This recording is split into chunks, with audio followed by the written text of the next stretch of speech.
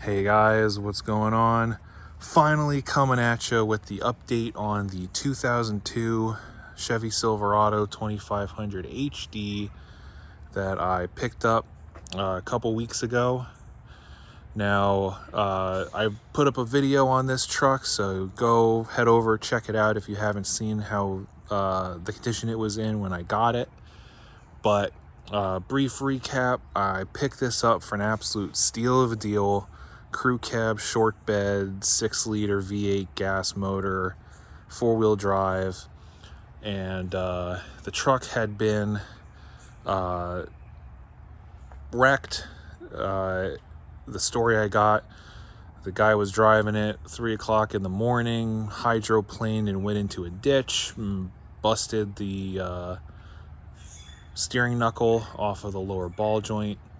Well, after some further investigation, I think the ditch part was right, but I noted in the first video that we had this clump of deer hair that was chilling here, but the fur was, sticking out, hanging out pretty much like that, or something similar. Well, you could see driving the truck, the wind sucks it into that opening.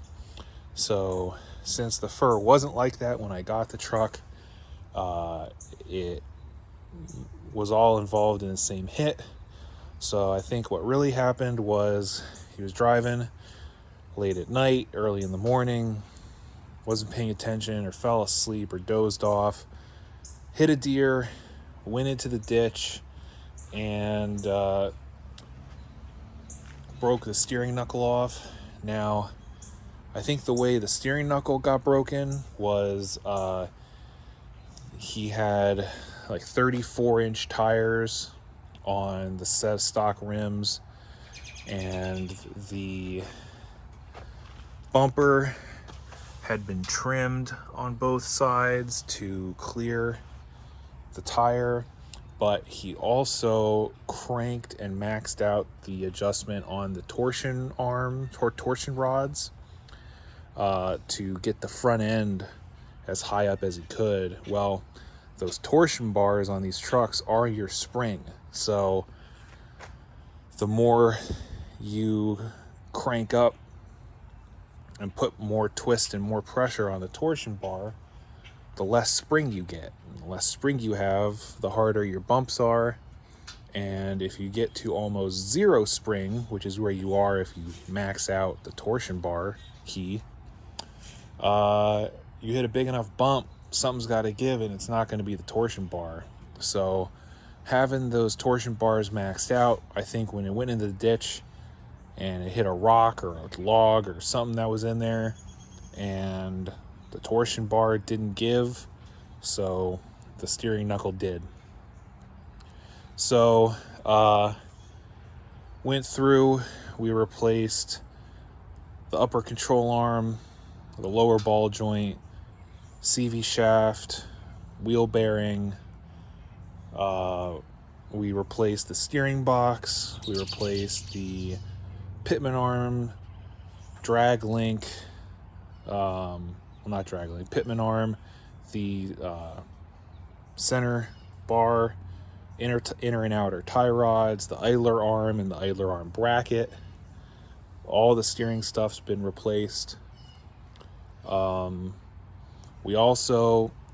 wound up doing the upper control arm on this side.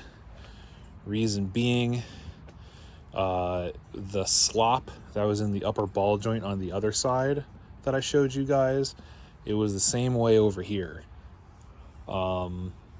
So change that out. Now the passenger side, the bolts for the upper control arms just unbolted and slid out.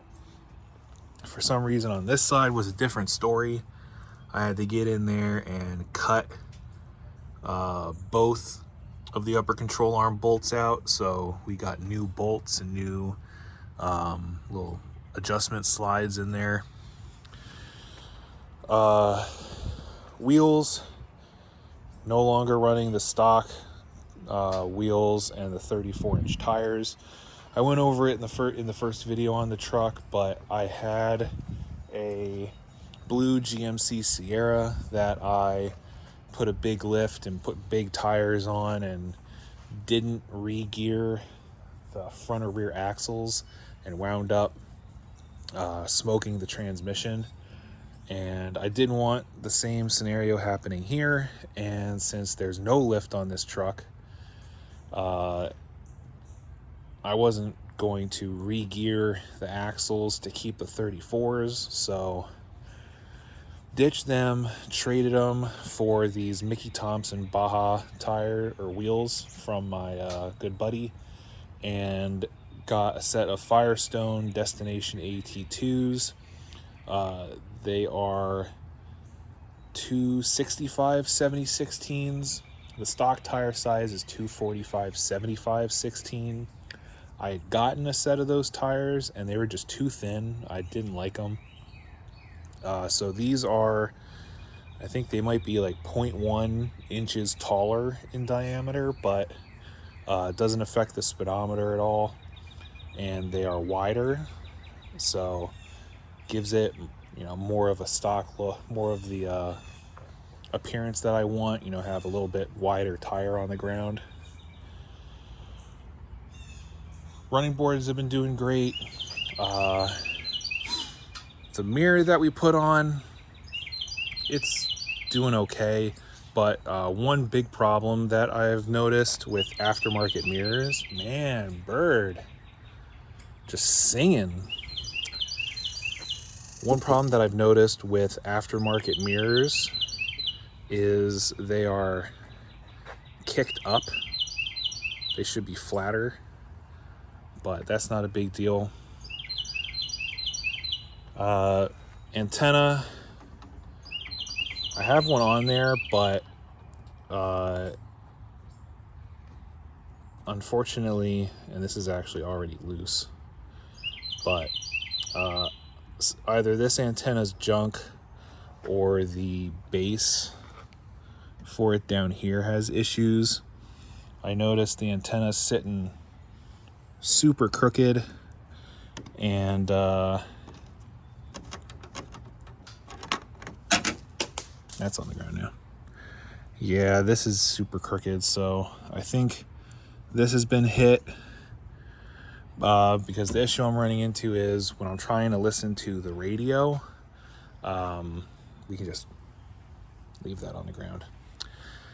When I'm trying to listen to the radio, I don't get that many stations coming through, and the ones that do come through go in and out. So I've just been connecting my phone to the truck, which has worked fine. The bumper, I took the lower valance off because it was pretty messed up, and it had all those little light pod things in it. I took the wiring out for those. I took the wiring out for the light bar and took the light bar off, and I took the wiring out for the front flashers. I left the back ones hooked up just because, but wasn't a fan of the front ones.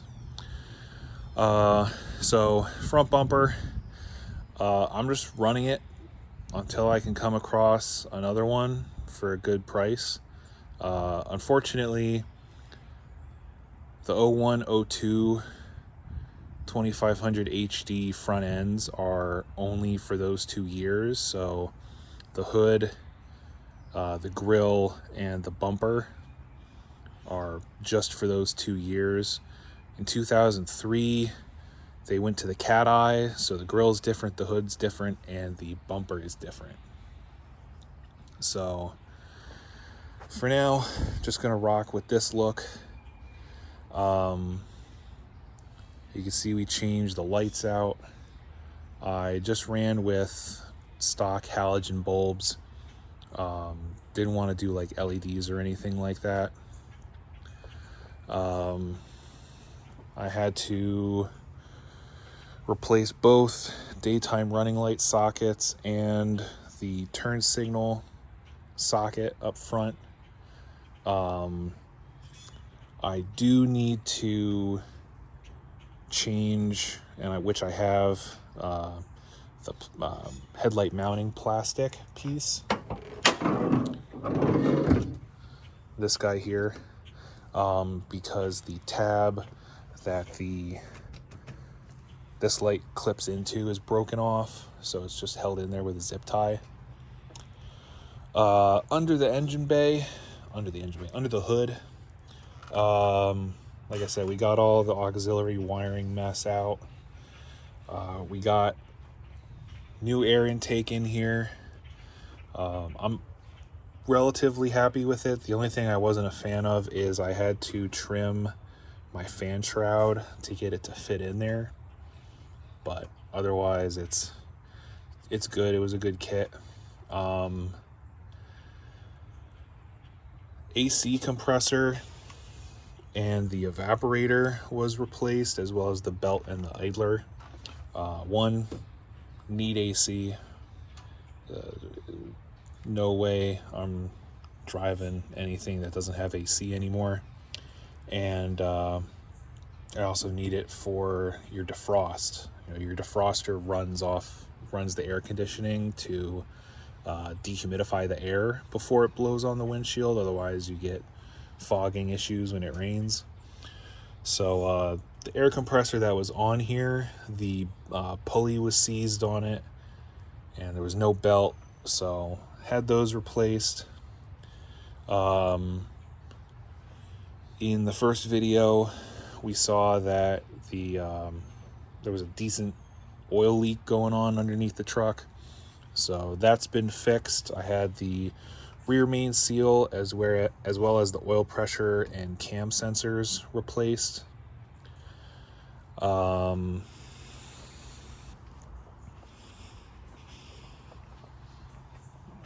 Not too much has gone on inside the truck. We got WeatherTech floor mats in here. They're decent. There's no real anchors to them, so they do kind of slide around. And with getting in and out with my boots and stuff, this does slide up forwards and backwards a little more than I would like. And this piece kind of has gotten deformed, but otherwise cleaned up good. I mean, the interior on this thing is really clean. The radio that's in here works great with the speakers, playing music and stuff. I changed out the ignition lock cylinder. I only had 2 keys, and you kind of had to jiggle the key to get it to turn on, so easy enough. Got that changed out and got a kit from eBay that actually came with the correct Chevy bow tie keys, and it came with 3 of them, so I have 3 spares. But yeah, otherwise not much is going on in here. Cleaned it up and it's full of work stuff and gloves and ratchet straps, but I did take out the tint strip that was in here actually yesterday, just because with how tall I am and everything, just like the other 2 trucks that I've gotten that have had it, the tint strip is like right in my line of sight. So 1, it makes it look like I'm staring at the ground, and 2, sometimes I have to look through it and it's pretty disorienting. So got that ripped out of there. But that's it for the inside. I mean, like I said, it's just full of work stuff. The bed, I was able to just grab this wall with my bare hands and pulled the dent out of it. Easy enough. I did get our taillights changed out. I sprayed some rust converting paint in there because there was a couple spots, especially on that side, where it was getting pretty pitted. And so we got new taillights, all new bulbs. I got rid of the wiring for those pod lights and removed the splice that they did and the reverse light wiring. And actually I was having an issue where these lights weren't coming on at all, and that turned out to be because the wiring for this taillight had come unplugged from the little junction block under the bed. So plug that back in and everything started working again. I threw this bezel on here. I noticed this is painted. I don't know if this whole tailgate got painted. I don't think so, because it still has the decal, or what's left of the decal, or the imprint from the decal. I mean, it doesn't say like Silverado or anything back here. So I don't know if this handle was painted from the factory and this should have been painted, but this was missing, so I threw that on there just to kind of clean up the look a little bit. The exhaust is not my cup of tea, but also not something that I'm gonna be jonesing to change. I mean, ideally I would like to put like just the factory single exhaust on here, but I'm thinking what I might do is come under here and add another 2-in 2-out muffler in there. So just put another muffler on here and help quiet it down, because it's just a little obnoxious, and it has like that raspy glass pack sound when you're really getting on it, and for a pickup truck I'm just not a fan. But yeah, I mean, other than that, it's definitely earned its keep. Actually, all of this used to be all of the scrap from the 79 CJ, roll bars and doors and the front and rear half of the tub and all that stuff. So this guy put in work, got some of my money back on it from taking all of this scrap in. So now all we have left is the junk frame and the YJ tub. I was really hesitant on what I was going to do with this tub. I'm not going to run this tub. I obviously have that brand new one, and you can actually see in there, you do have to move the that body mount forward for the YJ tubs, but I'm hesitant on whether I want to cut it up and junk it, or whether I want to maybe save it, try and sell it. I don't know. But yeah, this is all that's left from the CJ parts. So repairs wise, what needs to get done on the truck? Right now there's nothing that's keeping it from being driven. Obviously this is my work rig. Now my Jeep can just sit here and get covered in pollen and bird crap instead of getting covered in rock dust. But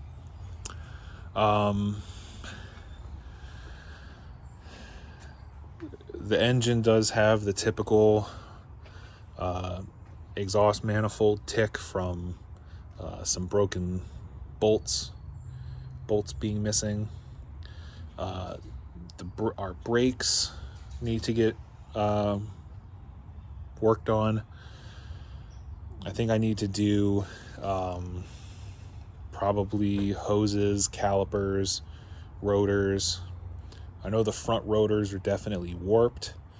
I think the one piston, they're dual piston calipers. One of the pistons I don't think is moving on the passenger side, and the brakes definitely squeak when you're coming to a stop.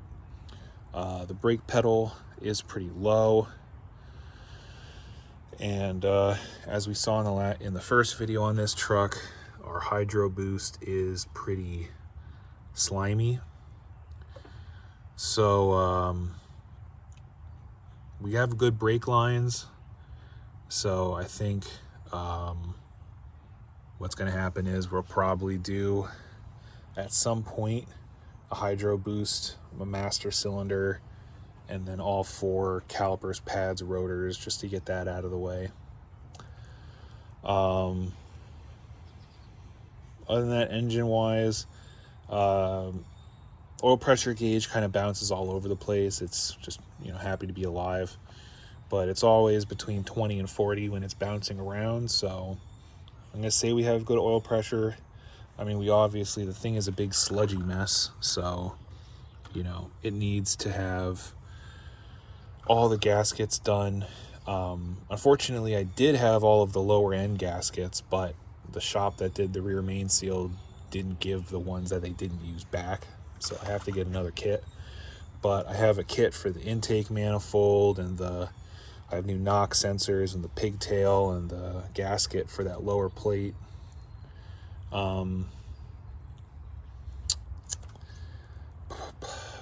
What else?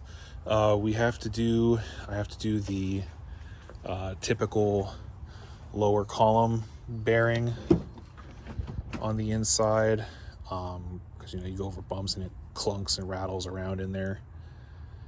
So, and like I said, the exhaust.